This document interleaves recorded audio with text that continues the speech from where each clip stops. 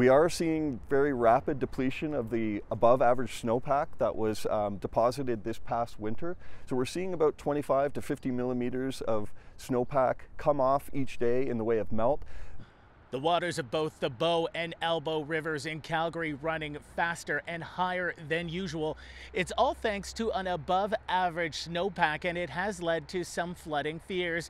Here along the Bow, water has begun to creep up the bank here.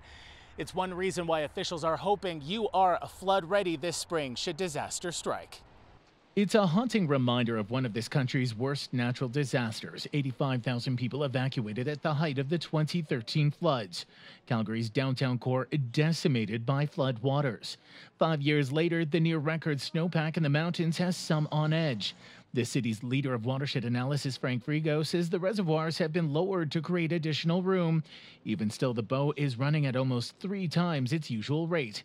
And while they can minimize it, they can't eliminate the risk. He says there are things residents can do to protect themselves. If you live in a community that is adjacent to one of the rivers, one of the things you might do is consider what kinds of documents and what kinds of valuables you might be storing in the lower floors of your dwelling. If you're operating a business, what kinds of operations do you have maybe going on in the lower floors of your building? The city, in the meantime, has been developing its emergency response plan, conducting training exercises while identifying areas of the city and critical infrastructure vulnerable to flooding. The investments that have been made both provincially and locally by the city have reduced our estimated damage exposure by about a third. So where the 2013 event drove economic damages in the net order of around $2 billion, that would be reduced by at least a third. The City of Calgary says improvements and mitigation efforts continue around the city. It includes upgrades to the Glenmore Dam and the construction of community flood barriers.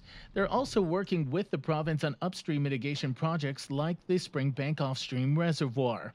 With all this work, Frigo says it's important to note they've got a forecast model moving forward of only 10 days at a time. We certainly do recognize that we have a higher than average snowpack, but recognizing that that isn't the primary driver. Really, our analysis has showed us that snowpack really only drives about 10 to 15% of peak. It really has to do with precipitation. Frigo says they are tracking a system that's expected to move through the city later into the week, but they aren't anticipating much of a problem. That storm should only bring about 25 millimeters of rain. In Calgary at the Bow and Elbow Rivers, Campbell, City News.